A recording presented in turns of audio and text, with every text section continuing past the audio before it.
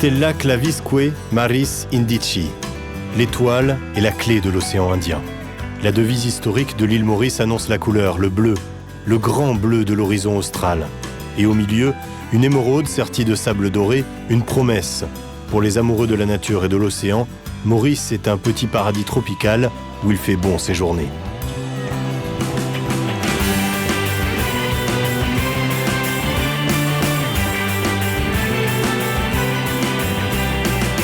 À la croisée des civilisations européennes, africaines et orientales, les Mauriciens cultivent avec amour un art de vivre unique. Ici, travail et loisirs font bon ménage, et la mer, insularité oblige, occupe une place privilégiée dans la vie des Mauriciens. Depuis des générations, l'activité des villages côtiers est centrée sur la pêche. Entourée de lagons, de tombants et d'eaux très profondes, Maurice abrite de nombreuses espèces de poissons, permettant de nombreux types de pêche, en particulier la pêche au gros.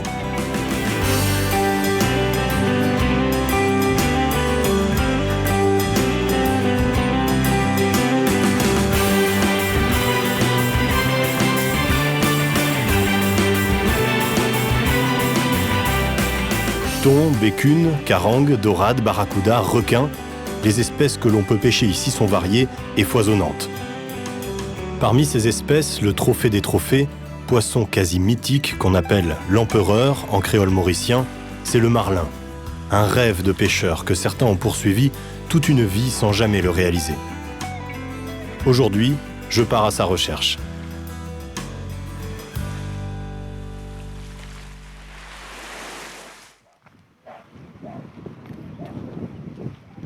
À Maurice, la pêche au gros est concentrée sur le sud-ouest de l'île, entre Flic-en-Flac et le Morne-Brabant, essentiellement à Rivière-Noire.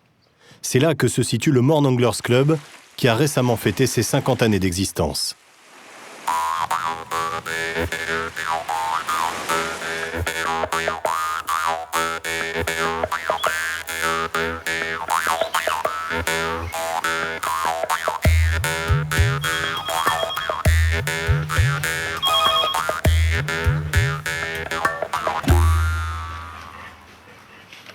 Le Morne Anglers Club est un lieu incontournable, témoin des exploits des tout premiers pionniers de la pêche sportive à Maurice.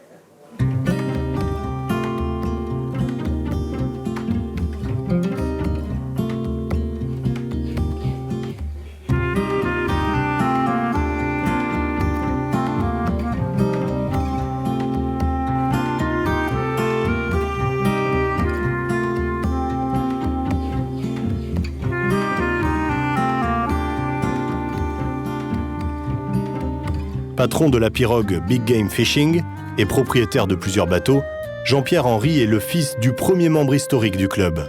Il en est aussi un peu la mémoire. Petit voyage dans le temps. Au départ, on n'avait pas de club et les compétitions, les réunions se tenaient à cet hôtel qui est ici, de Morne-Plage, qui a été le premier hôtel qui a été mis sur le littoral à Maurice, de Morne-Plage. Ça a commencé il y a exactement 50 ans de cela. Et mon père qui est ici, lui, ça a été le premier membre de ce club. Il a été un des fondateurs, il est le premier membre du club. Voilà, ici, c'est lui au fait qui a fait mon père commencer à pêcher. Il s'appelle Alain Gambier, premier à pêcher canne et moulinet à Maurice. Et là, ils avaient fait un requin et un marline ce jour-là. Ça, c'est son premier bateau qui s'appelait Caprice, et puis il a eu un autre qui s'appelait Moana. Et ça, c'est moi tout petit ici dans Caprice.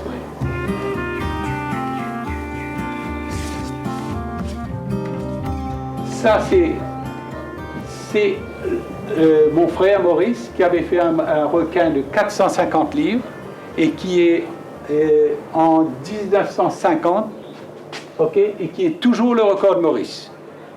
C'est un requin, un whitefin, qui est toujours le record de Maurice, après toutes ces années. 4 jours après, mon père fait un requin marteau, de 552 livres, et c'est resté le record de Maurice pendant 16 ans. Ça a été 4 jours d'intervalle, et c'est amusant de voir, c'est que la balance qui est ici, là, sur le portique, là, à cette époque-là, la balance était chez nous, pesait un peu le poisson.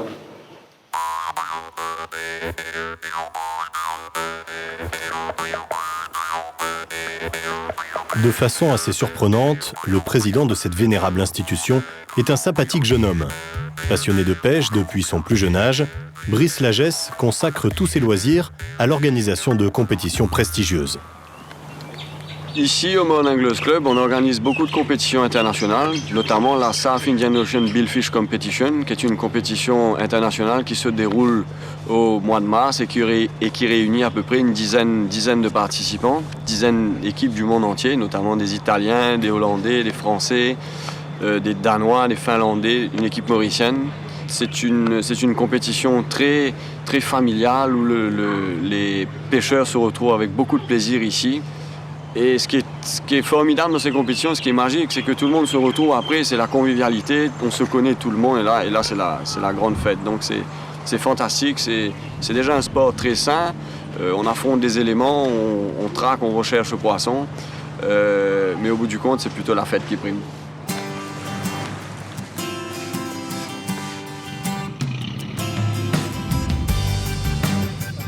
Justement, la SIOBC se déroule quelques jours plus tard et Brice me propose d'embarquer avec l'équipage mauricien, une sympathique bande de jeunes passionnés qui acceptent de m'accueillir à bord malgré l'enjeu important.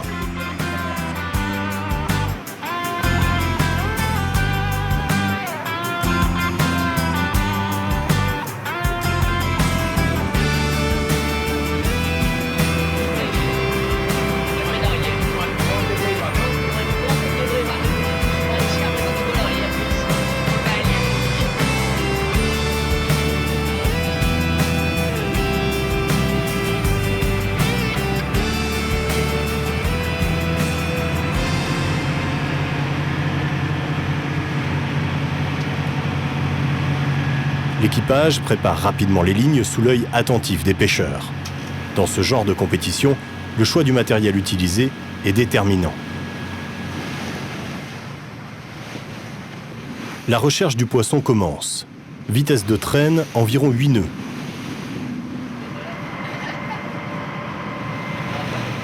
Tandis que les leurres entament leur balai aquatique, le skipper entre en jeu.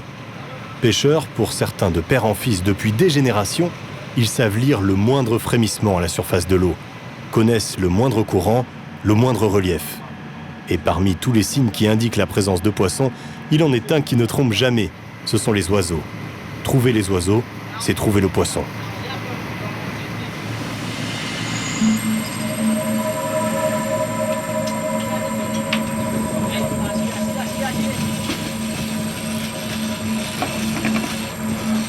Gros départ.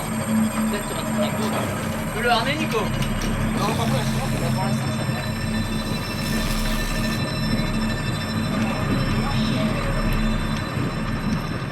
La première touche est la bonne. C'est un thon jaune que Nicolas va tenter de ramener en stand-up sur une ligne de 50 livres.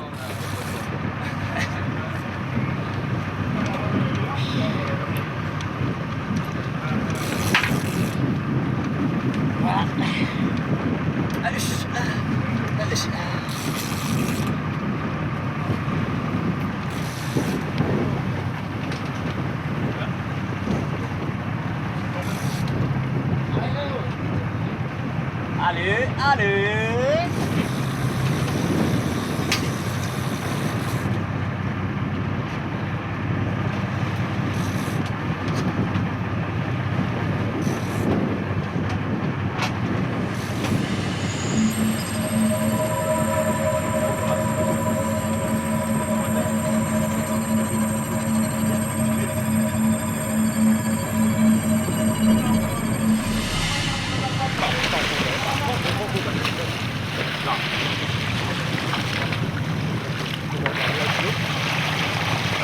Attends, tu n'y vas plus.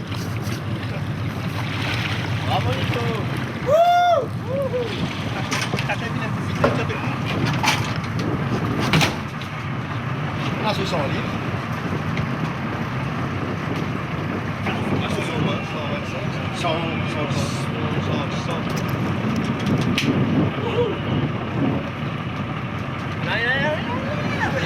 Dépêche-toi! Allez, c'est pas ta femelle. C'est bon? Ouais.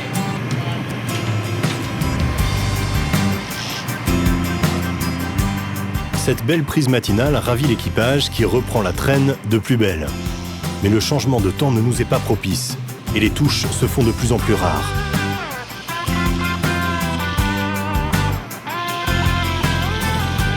Manu et Nicolas se consolent en visionnant la cassette d'un marlin pris récemment.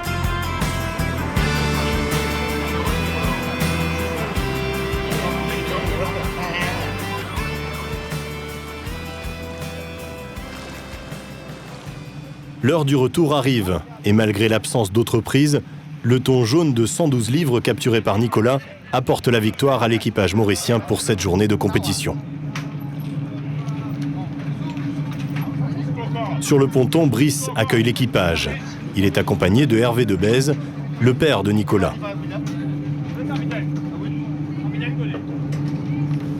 Très content de la prise de son fils, Hervé est optimiste pour la journée du lendemain.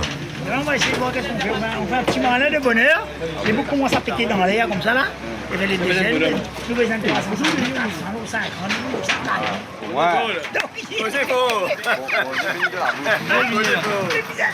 C'est comme ça.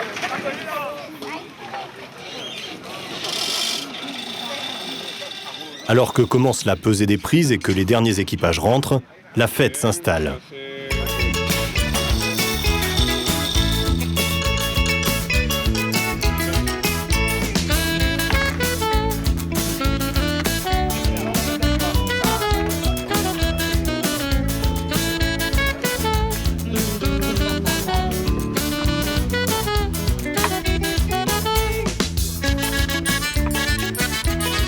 Hervé, avec son discours passionné et son look à la Hemingway, m'interpelle. Il dirige un centre de pêche un peu plus au sud. Je lui ai proposé de le retrouver chez lui pour mieux faire connaissance.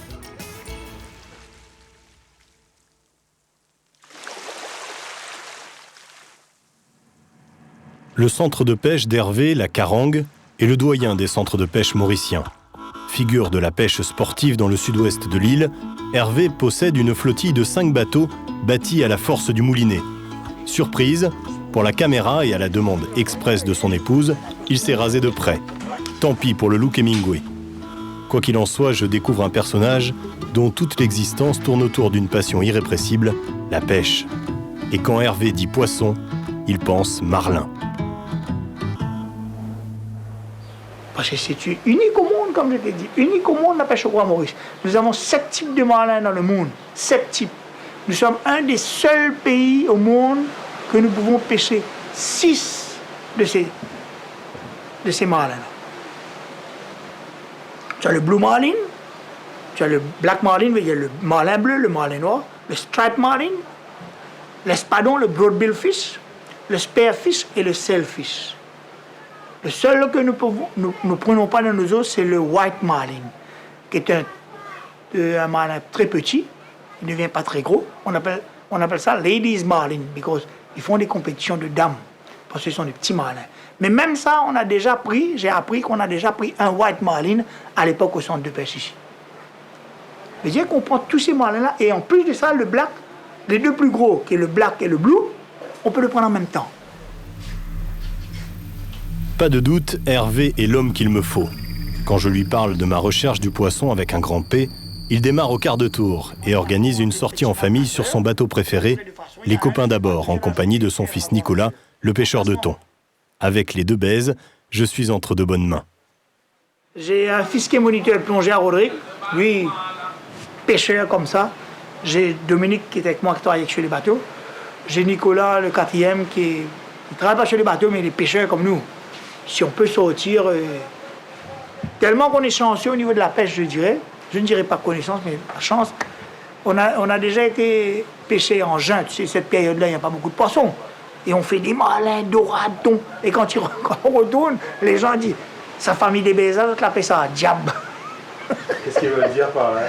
Ils veulent dire que nous pêchons avec des sauts, tu sais, des...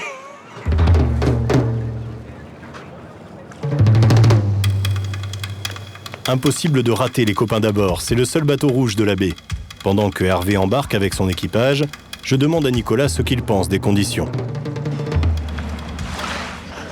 Ah ben plutôt bien, en pleine lune. La mer s'annonce assez calme. Il y a pas mal de touches dehors. Hier, avant-hier et tout. On va essayer. C'est la pêche, on sait pas.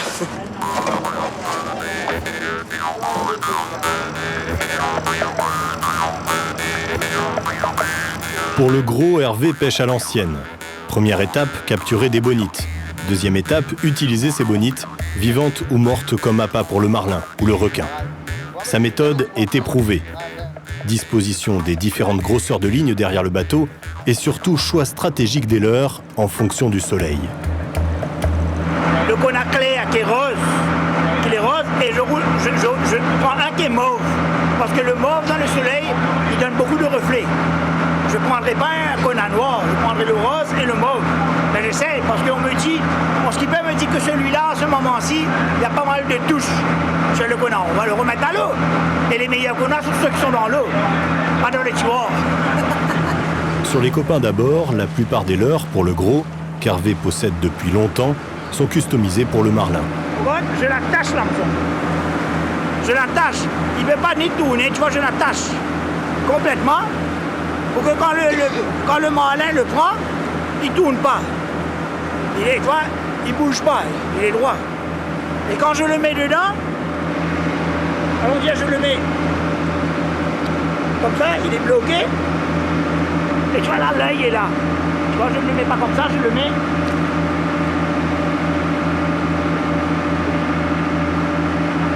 Je le mets là entre l'œil.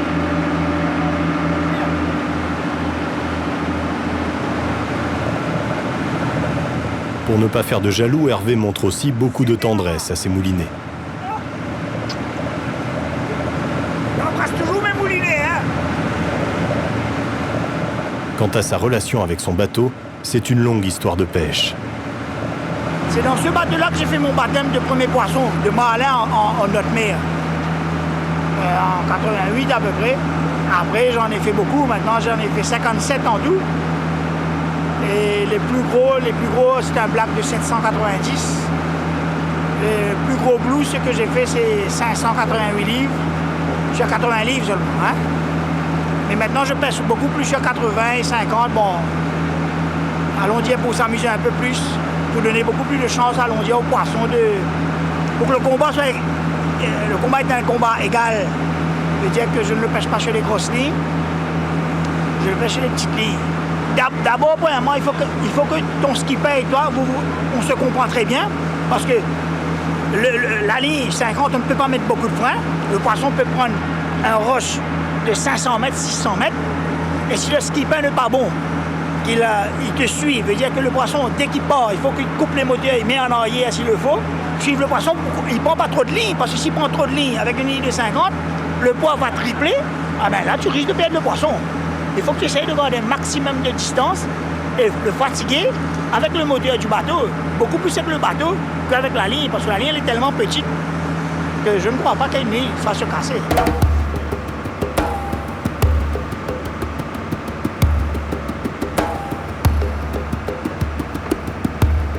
Hervé et ses fils sont les précurseurs à Maurice d'une technique très efficace, récemment importée d'Australie et dite technique du petit frein. Les Australiens pêchent, allons dire, avec presque pas de frein. Alors, la première personne qui a commencé à ça, c'est Dominique, mon fils, qui travaille chez notre bateau aujourd'hui, qui est avec un client. C'est lui qui a commencé à étudier la technique. Et maintenant, il fait beaucoup plus de poissons et les autres ne comprennent pas pourquoi il fait plus de poissons. C'est qu'il fait comme ça. Il pêche avec moins de frein.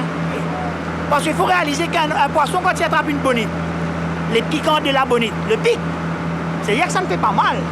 C'est pareil comme s'il attrape le connard. L'hameçon n'est pas entré, mais ça le pique. Mais c'est pas entré. Alors, ça va pas le gêner. Il part avec, comme la bonite. Quand il part, il tourne le filet comme ça. L'hameçon est à l'intérieur. C'est là qu'on met les freins. Alors, l'hameçon a plus de chance d'entrer comme ça que quand il attrape comme ça et il saute, l'hameçon décroche. Et là, on a remarqué que, allons dire, on perd moins de poissons à ce système-là. Là, on attend. On attend qu'un pauvre malheureux marlin passe par derrière.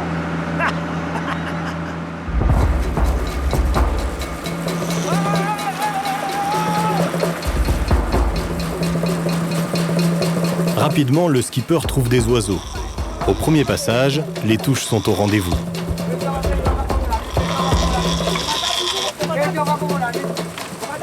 Boulon, ça des stomies.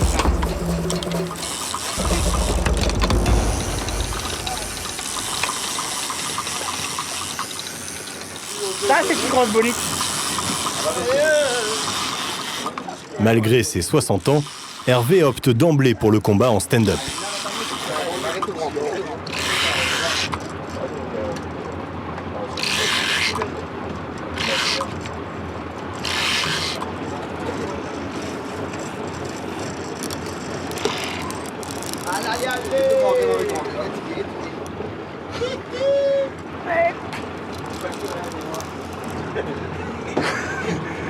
Get good.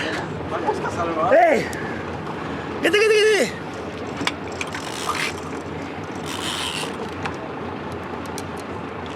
Papa!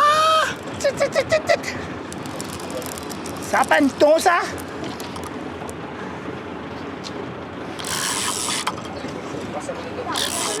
Je crois qu'il est en train d'essayer de sonder là. Hein? Ouais, ils sont là, tu vois. Faut pas que je le laisse partir, hein. Ah, si pas, il va me finir.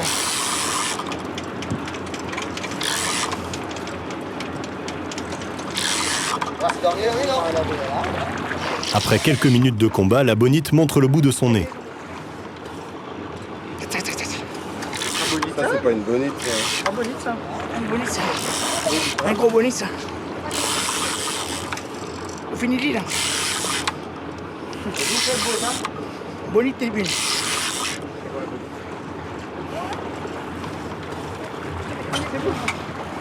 Allez, papa,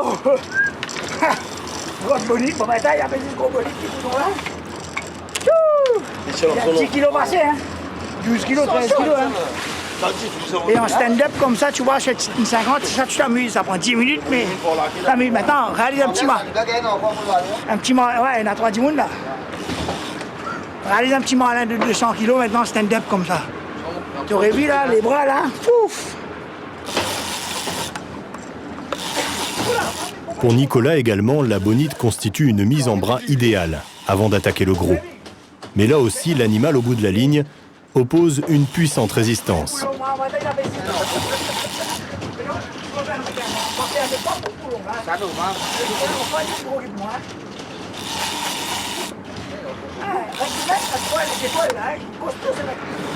C'est ça, c'est le poisson le plus costaud, ça.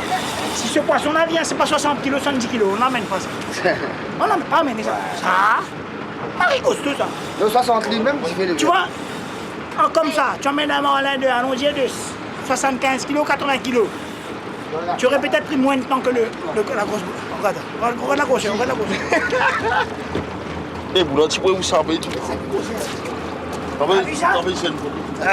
Ces bonites-ci sont trop grosses pour servir d'appât, mais pas trop grosses pour les tables mauriciennes. En curry, en vinaille, c'est maribo, hein. Même sur le barbecue. Ah, tu mets un peu de citron, là, un peu de sel, un peu de poivre.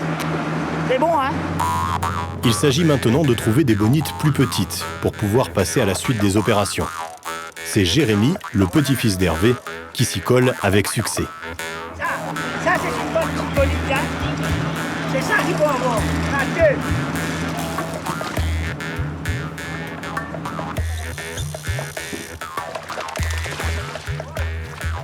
Faut du grossière, ça. Mais là, on valse, hein. C'est petit comme ça, là. Mais quand on valse, ça va. Les prises se succèdent, d'une taille parfaite pour appâter. On se prépare à en remettre 2 à l'eau, au bout de lignes spécialement équipées. On appelle cette technique la Catalina.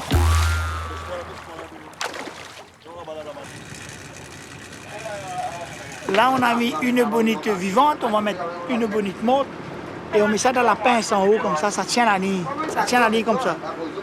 Et dès que le marlin ou le requin, peu importe, un poisson, attrape la bonite, ça sort de la pince. On coupe le moteur et on laisse la ligne partir doucement. Le temps que le requin ou le marlin a le temps de trapper la bonite, de tuer la bonite, ensuite de l'avaler. Tu sais, par contre, parce que le marlin n'avale jamais la bonite autrement que par la tête. Il l'attrape comme ça, il le tue, ensuite il le tourne, il l'attrape par la tête et il ouvre sa gueule et il plonge. Avec la pression d'eau, la bonite entre à l'intérieur. Et là, nous, on met les gaz pour que l'hameçon le prenne à l'intérieur.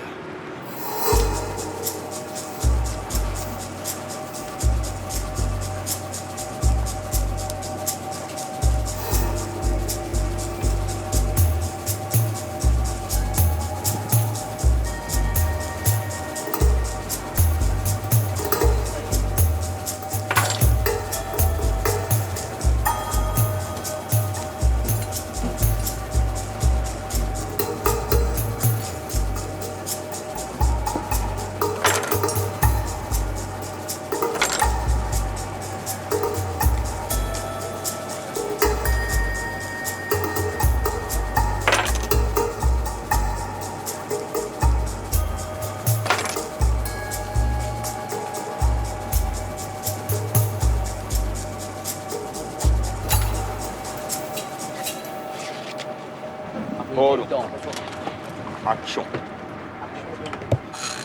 Là, on va brasser les moulinets bien gentiment. Là, comme tirer, on fait un petit gâteau avec on fait un petit gâteau avec les moulinets. Tiens, tu la mets l'oreille avec, attention. Moi, j'ai gâté du doute, allez. Là, il faut les récompenser s'ils travaillent, là. Hein. La Catalina, c'est lent, 2 nœuds seulement. Et sur une mer agitée, le mal de mer guette le pêcheur néophyte. Mais sur les copains d'abord, l'équipage profite tranquillement de la balade pendant qu'Hervé travaille.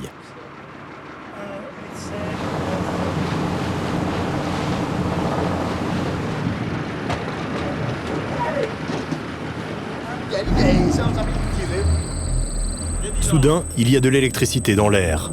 Nicolas a aperçu un aileron qui renifle nos appâts. En un éclair, tout le monde est à son poste. Si là, tu trouves là, tu coupes là. T'as vu l'aileron? C'est un bateau. Ouais. C'est un triangle, quoi. Ouais, voilà. Et il est grand, il est énorme. Il est gros, là. Ça va. L'animal rôde autour du bateau. Mais se méfie-t-il? Il garde ses distances. Peut-être qu'il a déjà bouffé, il n'a pas faim. Regarde, il est là, il est là. C'est un monstre, hein. En gros, il a plus de 400 livres, ça. Sûr. Ouais, il a au moins 400 livres.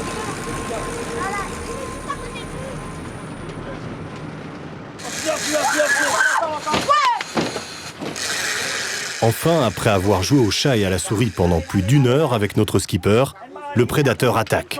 Une marline, ça qui, ça? Non, moi, je dis pas. Attends. Laissez, tu besoin de ni plus servi. Malheureusement, l'assistant met le frein quelques secondes trop tôt, avant que le requin n'ait eu le temps d'avaler l'hameçon. L'animal a décroché. La déception est palpable. Une polémique s'engage. Eh, tu viens de laisser en roi. Non, il me fouille ici, non, on doit trouver. Mais bonite là, une trappe bonne telle. Mais à cause de ta bataille malade, tu besoin d'avoir un esprit en lit, mais il a tiré dans la main. Pas de logo, tiré dans la main. Le lineman n'a pas laissé assez de mou. La cordelette qui tient l'hameçon attaché à la bonite a cassé, ou a peut-être été coupée par les dents du requin. Trappe dans la main, Divon. Bon, tu dois trappe dans la main. Mais j'ai donné dans la main, tu dans la main. Déçu de n'avoir pas pu exploiter cette touche, l'équipage abandonne la Catalina et les leurs se remettent au travail. Mais ce n'est pas notre jour, et nous ne ramènerons au centre que quelques bonites. La journée qui avait si bien commencé se termine en eau de boudin, mais qu'à cela ne tienne, Hervé ne s'avoue pas vaincu, et moi non plus. Je sais d'ores et déjà que pour voir le marlin, j'aurai à faire preuve d'une vertu essentielle pour un pêcheur, la patience. Retour au Morne Anglers Club. J'aimerais savoir si d'autres bateaux ont été plus chanceux que nous.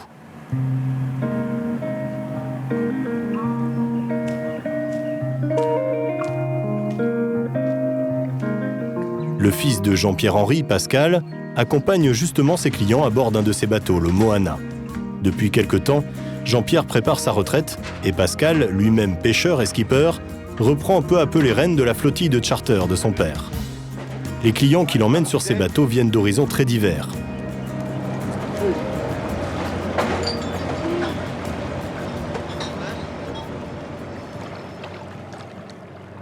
mois de décembre, janvier, février, c'est beaucoup des pêcheurs qui retournent depuis, on en a qui viennent depuis 15 ans, 20 ans, qui retournent à Maurice tous les ans.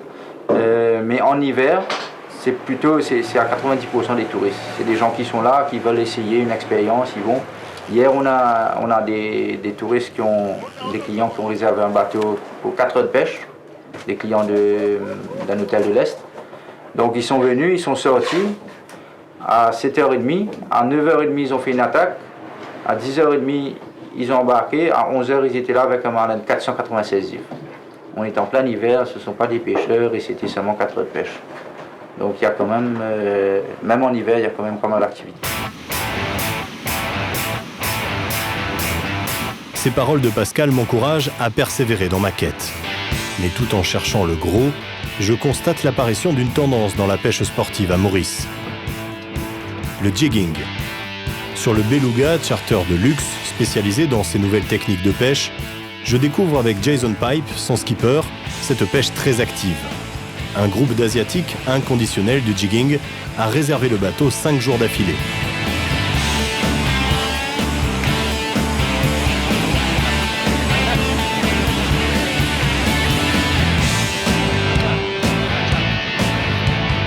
La demande pour ce type de pêche connaît une forte croissance. Et si les anciens comme Hervé ont du mal à s'y mettre, la nouvelle génération, à l'image de Pascal Henry, est sur le coup. Là, le jigging, ça consiste donc c'est une pêche à l'arrêt. Il faut trouver des fonds, des épaves, des pics ou des crevasses. Donc dès qu'on les trouve, on s'arrête.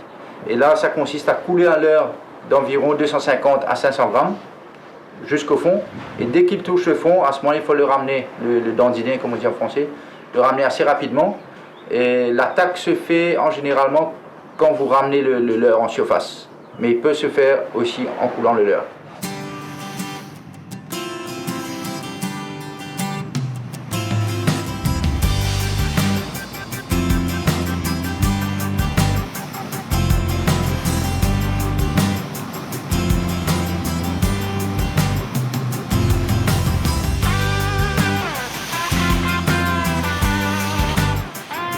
Le jigging nécessite une grande précision de la part du skipper, qui navigue essentiellement aux instruments.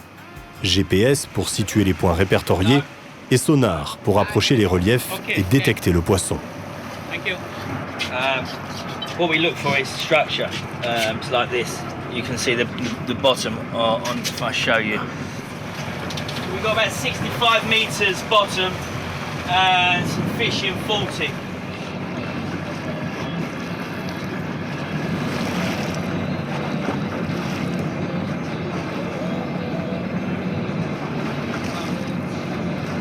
One color is 10 meter.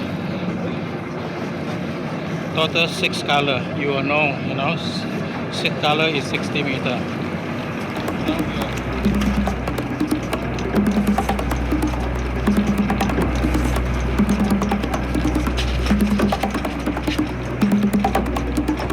Une fois le bateau positionné, tout le principe repose sur un ingrédient fondamental, l'huile de coude. Et là, le fun commence.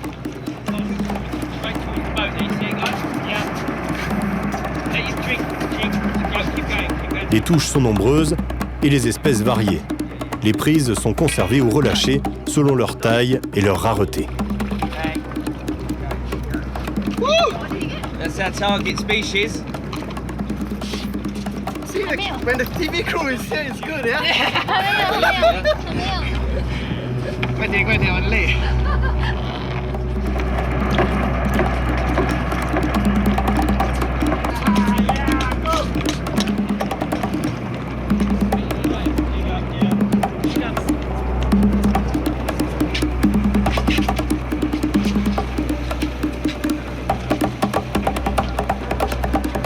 His line, Steve, talk to me.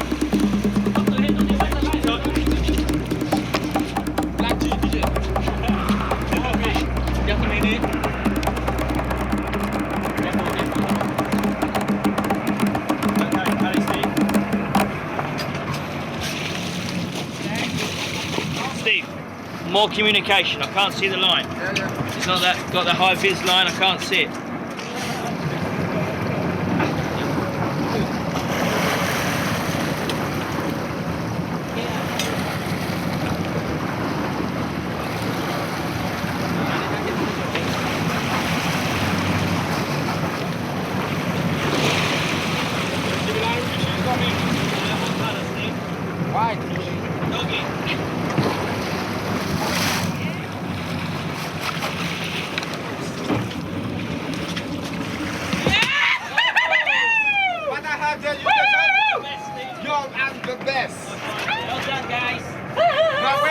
Thank you very much for your help. Thank you very much for your help.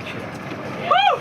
Les poissons pêchés au jigging peuvent être d'un poids très respectable, ce qui les rend parfois difficiles à tenir pour la photo, après 20 minutes de combat. He is too heavy.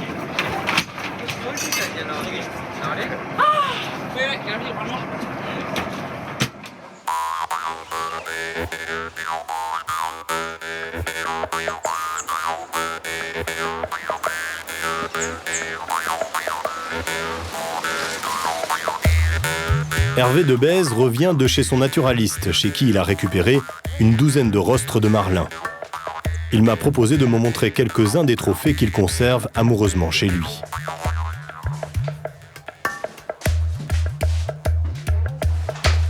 Dans une pièce exclusivement consacrée à sa passion, je découvre un véritable petit musée de la pêche au gros.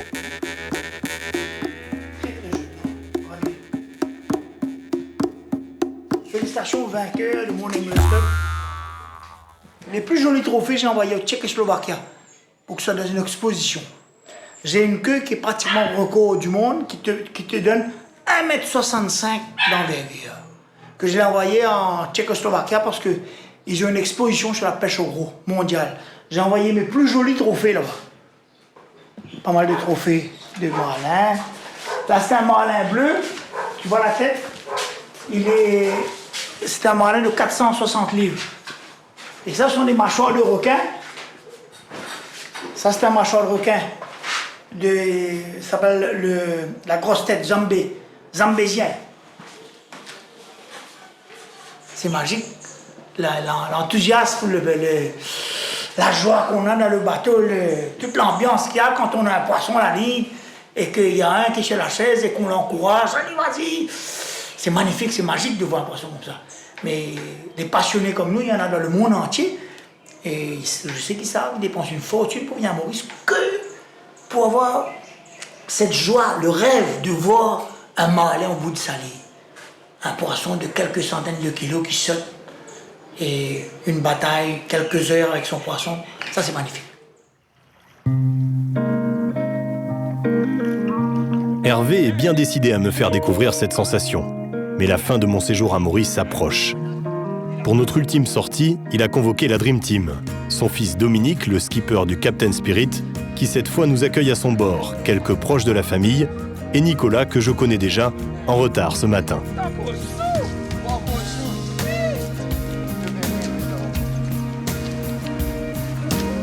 Hervé a choisi pour cette partie de pêche une date idéale, la lune noire, 2 jours avant le premier croissant.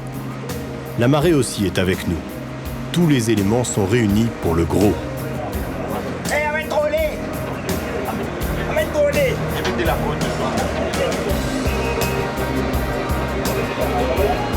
Ah! Pareil!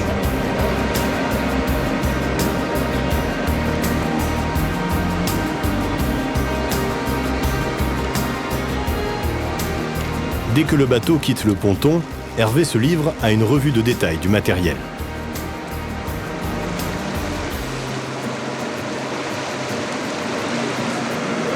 Ah, il est huilé, graissé, même pour les gros. Les leurres sont rapidement mises à l'eau et les lignes disposées selon un schéma bien défini. C'est Dominique qui a importé d'Australie la technique du petit frein.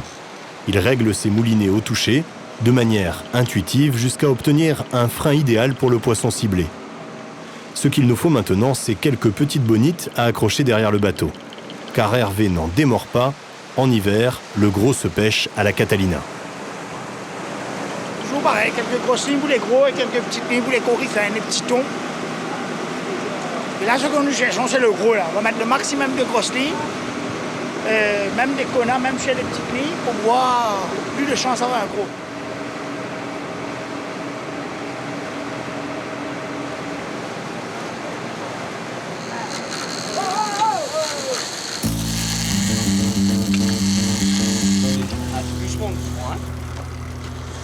Ça, vous avez mettez des poivrons. On va faire ça, pas souvent, viens ici.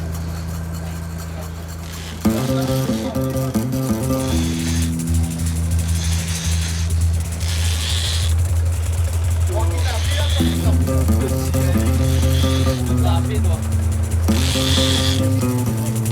Laisse-le dans l'eau.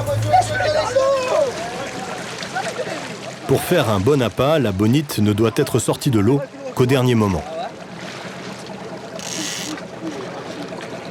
Bien gagné ça, c'est la clé du travail.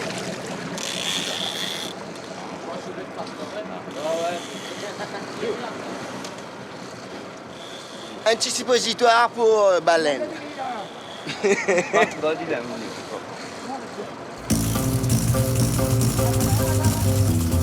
Dominique prépare les bonites pour la traîne avec un savoir-faire impressionnant. Les bonites passent en tout et pour tout moins d'1 minute hors de l'eau. Plus la bonite captive est vivace, plus elle attire le poisson. Voilà. Cette fois, l'attente est de courte durée. En passant le morne, nous faisons une touche. C'est du gros.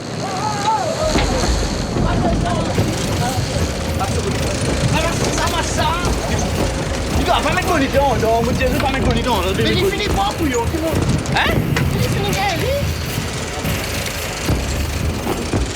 Tu fais la poule, tu veux aller là? Ouais. Je vais aller. Requin.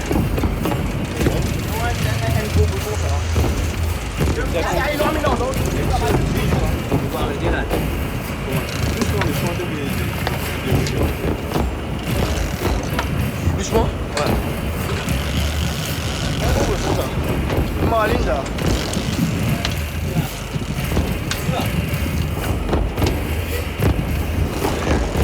Requin, marlin, les avis divergent. Je cherche du bois à toucher, mais le bateau est entièrement en fibre. En digne descendant de Breton, je touche ma tête. La chance a-t-elle décidé de me sourire enfin?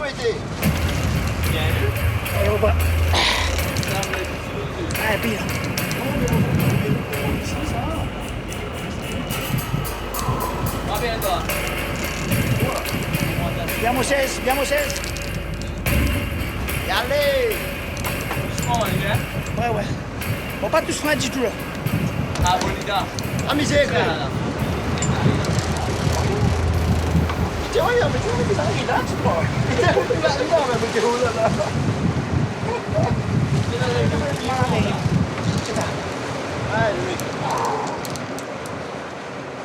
Les rushs sont puissants, mais Hervé garde son sang-froid. Il prend tranquillement la mesure de la bête.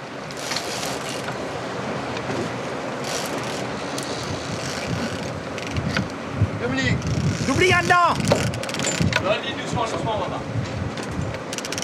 Mesdames, pression, un requin manteau. Manteau? Au prix d'une lutte acharnée, Hervé parvient à ramener le requin-marteau au bateau. Le poisson est coriace et à plusieurs reprises, il reprend quelques dizaines de mètres de fil.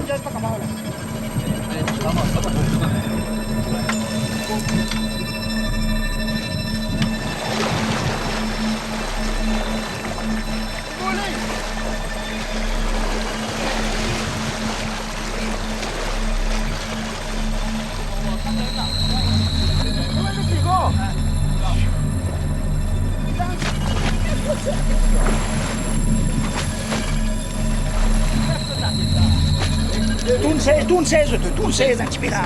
Tourne là-bas. Là.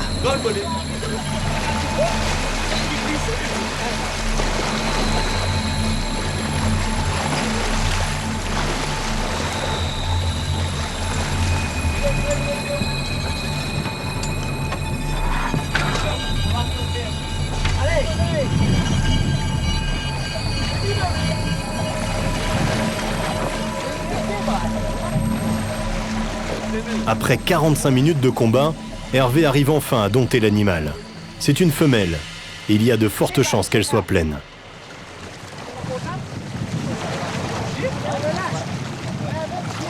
Rapidement, l'équipage décide de la relâcher.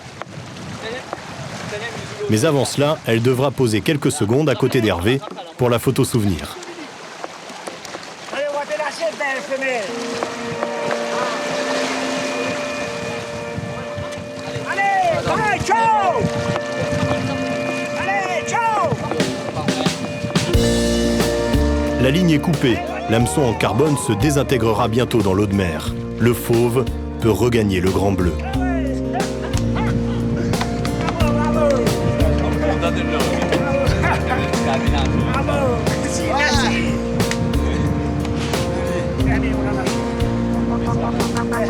À bord du Captain Spirit, la joie d'avoir capturé un requin de plus de 500 livres n'a d'égal que celle d'avoir relâché une magnifique femelle.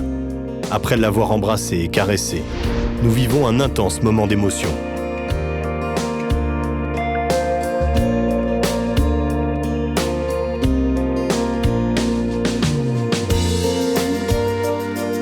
Malgré ses 60 ans, Hervé n'a pas lâché prise.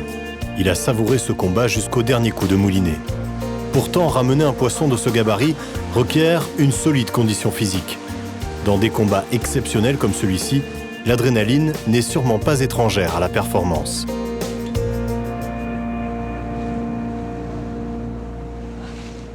Figure-toi, il y a 15 ans de cela à peu près, j'étais plus costaud, plus jeune.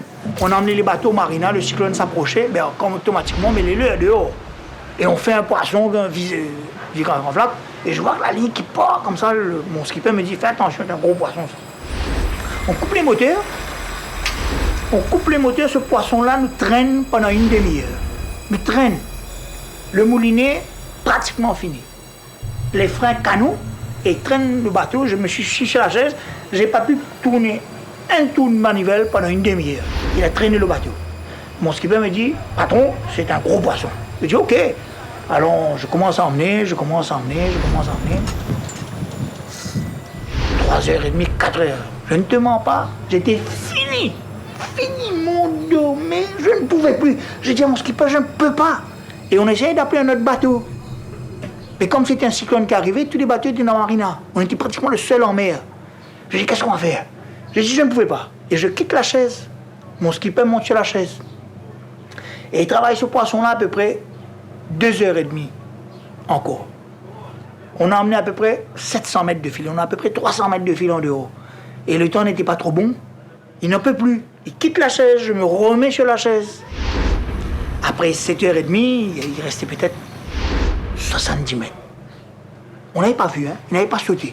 Il avait cassé l'eau comme ça, mais il n'a pas sauté. 7h30, là on le voit, il sort. Wow, il essaye de sortir. Mon skipper me dit, on ne pourra pas ça.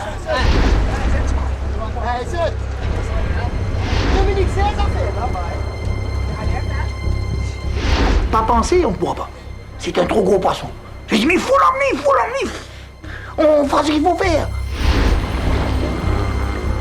Et là, j'emmène le poisson, vient au bateau. Le skipper trappe le bas de ligne, je tire le moulinet, je mets là, je descends, je trappe le bas de ligne. Nous, tous les deux, trappent ce bas de ligne là, comme si tu as mis l'hameçon dans un arbre. Le poisson est sous l'eau, gros poisson, plus de 1000 livres, c'est sûr. Il bouge pas. Je dis, qu'est-ce qu'on va faire? Le poisson dit, allons baisser les freins, on laisse partir un peu. Baisse les freins, on fait ça 10 fois. Baisser les freins, le faire prendre 100 mètres, ramener. Il dure. Au bateau, à la fin de compte, j'ai dit, bon, là, le temps se gâte. Il était, quoi, 2h30, 3h, je dis, là, il faut l'emmener, hein, je sais pas. Il arrive au bateau, j'ai dit, bon, cette fois-ci, je prends le tollé, tu sais, le bois qu'on tue le poisson, au bois comme ça, je mets dans le bas de ligne, et je tourne, je fais un genre de manivelle, j'ai dit, voilà, tu vas venir, effectivement, commence à monter, gros poisson. Et il arrive, allons dire, presque à la flotte, mais il était vert, le skipper me dit, on va pas boire le café, il va tout casser. Il avait peur, et moi aussi j'avais peur. Et là, on a mis tellement de pression, les deux hameçons sont devenus pratiquement droits. Deux hameçons, on est tombé à l'arrière, nous tous les deux, les deux hameçons droits comme ça, et le poisson est parti. On avait des boules, c'était le rêve, c'est un poisson comme ça, il est plus de 1000 livres, le voir à côté du bateau, travers le vallée, mais c'était son jour. Retour sur le Captain Spirit. Nous avons repris quelques bonites toutes neuves que nous avons mises à nager derrière. Aurons-nous la chance de faire 2 grosses touches dans la même journée et de voir enfin le marlin? En tout cas, une chose est sûre, le poisson flotte et nous restons vigilants. Et nous faisons bien, car peu de temps après avoir repris la Catalina, nous avons une nouvelle touche. Nicolas s'installe sur la chaise, le poisson a avalé la bonite, il est accroché.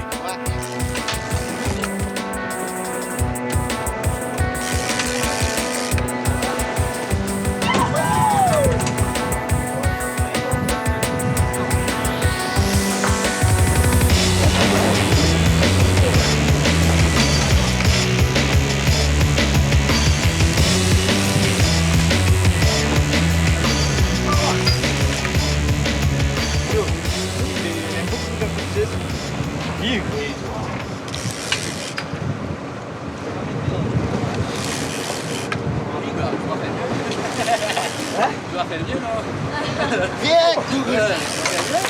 c'est déjà bonita.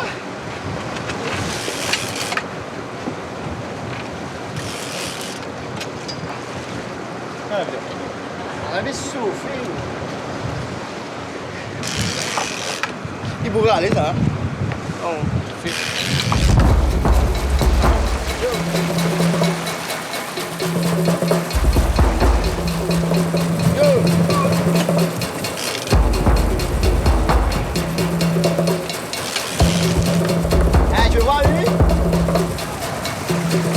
Après quelques dizaines de minutes de combat, le poisson se montre. C'est un marlin noir de bonne taille.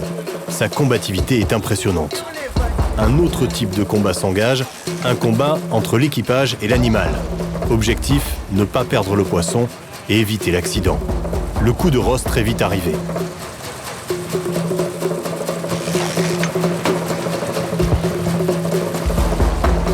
Finalement, c'est Nicolas qui a le dernier mot.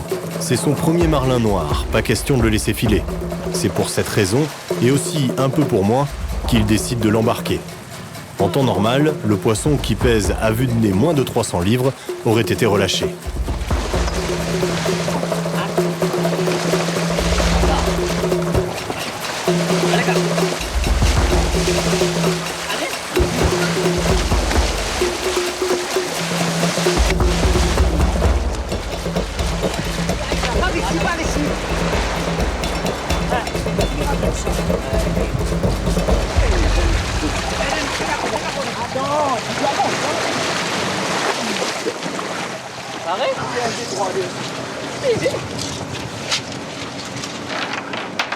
Une fois l'animal hissé à bord, l'équipage laisse éclater sa joie.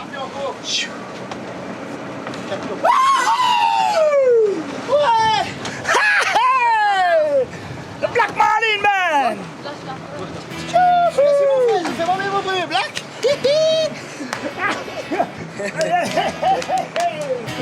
Bravo, bravo! 300 livres.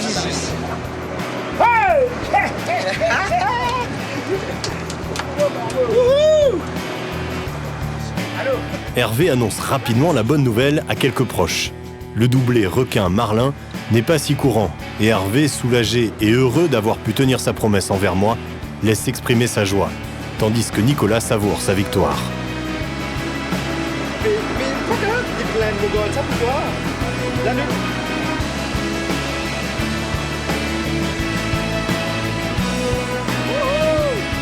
Le pavillon rouge signalant que le bateau rentre avec un marlin est hissé. Tout un symbole pour moi. À partir de cet instant, je suis un privilégié. Je suis de ceux qui ont eu la chance de voir et d'approcher le marlin, de vivre le combat, de rentrer victorieux à la marina. Hervé l'avait bien dit ce matin. Mets le chariot sur le ponton. C'est certainement cela, le fameux gris-gris dont parlent les gens. Simplement, Hervé connaît la formule magique à prononcer avant le départ, celle qui incitera Marlin l'Enchanteur à apparaître au bout de la ligne. Un petit coup de pouce au destin. Hervé n'est pas seulement un pêcheur d'exception. Il est aussi un homme d'exception. De ceux qui ne renoncent jamais, de ceux qui tiennent leurs promesses. Je lui en serai toujours reconnaissant. Car il ne m'a pas seulement donné un poisson. Avant tout, il m'a appris à pêcher.